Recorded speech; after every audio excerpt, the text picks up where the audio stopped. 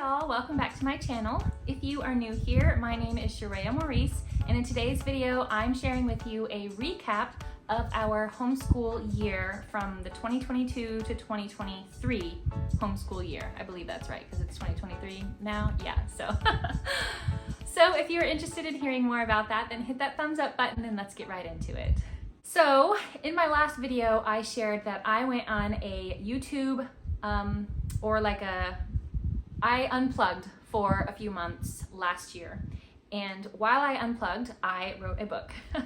And during that time, I was also homeschooling. And so I'm just gonna be honest, our homeschool from September to the end of May did not look like I had planned it at all. Like, absolutely not at all. And the reason for that is twofold. The first being, I was writing the book. And so I started writing it when we were on our break from school. We school for 5 weeks, generally speaking, and then we break on the 6th week, and then we do that year round. And so I started writing this book during the time that I was unplugged from social media and on our break week from school. And so at that point, I really got into it because the story just flowed out. And honestly, I spent most of September writing my first book. I got it finished in a month. And so I spent a lot of time doing that. And quite honestly, some of the homeschooling things that I had planned to do were pushed aside so that I could make time to write this book because it just kept flowing and I didn't want to interrupt that flow. And so my kids didn't get their morning time stuff. Usually we didn't get all of our morning time readings done. Some of the things that I had planned to do, like extracurricular type stuff, like our artist study or our composer study, or stuff like that, didn't happen because I really wanted to get this book done, and I prioritized that in the month of September. In addition to writing this book, the other component that really threw a wrench in my whole homeschooling plan, I did a video on all of my homeschooling plan. I'm going to link it for you so you can kind of get an idea of what I had expected our homeschooling year to look like, and to this video, what actually happened.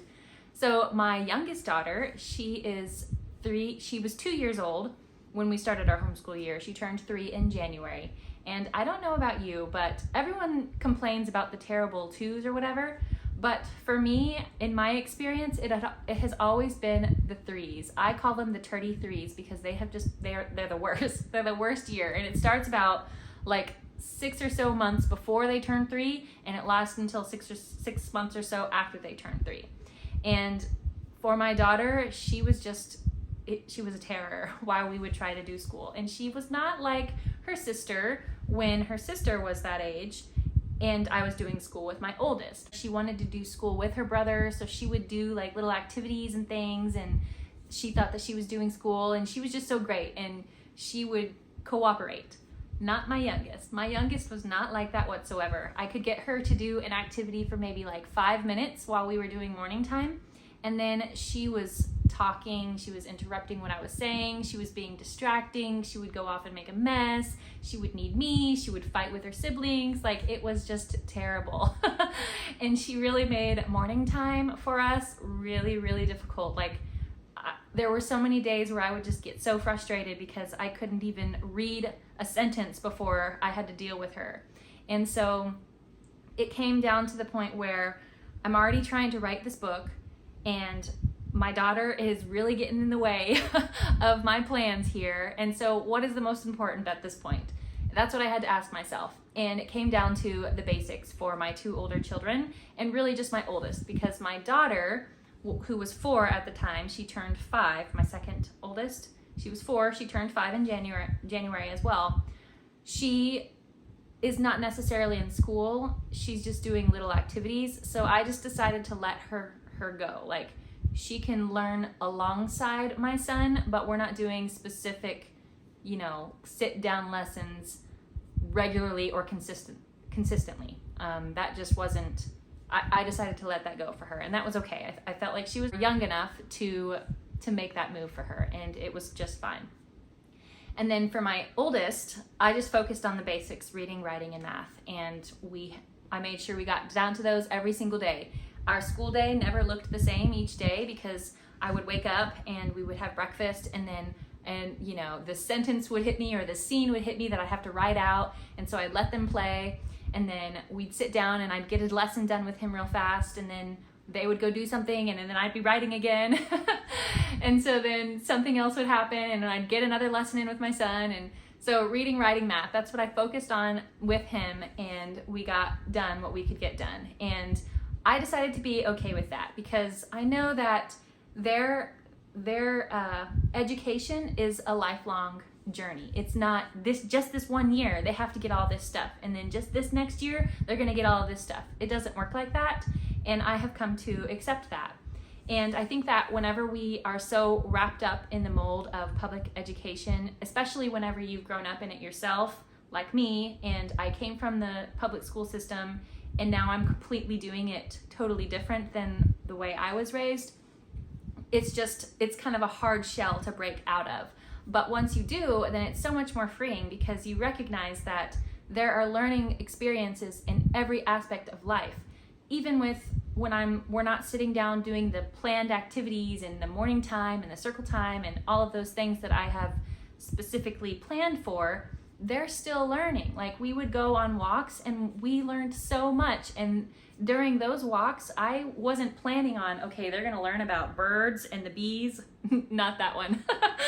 Or insects. They would learn about the birds and the insects. We talk about butterflies and cocoons and how that all works, and then we talked about farming and how the tractors work, and just like the supply and demand. Like, we talked about all that kind of stuff just through verbal communication with my children, and they learned from that. And I don't discredit that as education. That is totally something that they are learning and gleaning from out of a conversation and experience. Like, we're walking around and they see these butterflies, and so that experience can help them retain that information that I share with them as we go on our walk. So I don't discredit those moments where it's not a planned activity that is a learning structure type lesson book, whatever you want to call it, thing, but it's still them learning. So all in a nutshell, my homeschool year did not go according to plan at all. And I expect that on the one hand, because I don't know the future, but I do firmly believe that you need to have a plan in place when you start homeschooling. And then if it totally blows up in your face, that's fine. But at least you start somewhere and you know what to do going forward. And then if it totally falls apart, that's fine. You can adjust and, you know, make it work according to your situation otherwise. But that is our homeschool year in a nutshell. Now, going forward, I know that this coming school year is going to be totally different than what I originally planned. And honestly, I have a plan in place, but it's really just to continue our studies in the basics, reading, writing, and math. And then I'm really relying on the, I guess you could call it, what's that? Relaxed homeschooling method or whatever. I'm really digging that these days. It's working for us because I kind of need it with my book that I'm writing. I'm preparing to self-publish it in September. And so we're going to be doing homeschooling around that time too. And I know I'm going to be busy with all of the marketing and the publishing and everything that requires of me in order to get my book out there in the world. And so our homeschool, I have a plan in place for it, and I'm going to share that in the next video with you. But I know that it's probably not going to look like my ideal plan at all because of the things that I know that are coming up in our year that is probably going to throw a wrench in those plans. So I think it's just important, if you're planning your upcoming homeschool year, if you've never homeschooled before, or if you have and you're feeling really depressed because you did not finish that book, or they did not learn that thing that you wanted them to learn, or you never got to that composer study, you never got to take them to the symphony or whatever, like, it's okay. They're still going to learn, and you're still going to make it through, because every experience that they have is a learning experience, because that's just what we do. Our minds take in information and we process it and we learn it and we apply it to our lives going forward. And so I just encourage you to have that same mindset whenever you're planning your upcoming homeschool year or you're reviewing your last homeschool year, to just be mindful that things happen in life, and that despite those things that happen in life, your children still learn and you're not going to mess them up. So I hope that is an encouragement to you, and I hope that you enjoyed this video.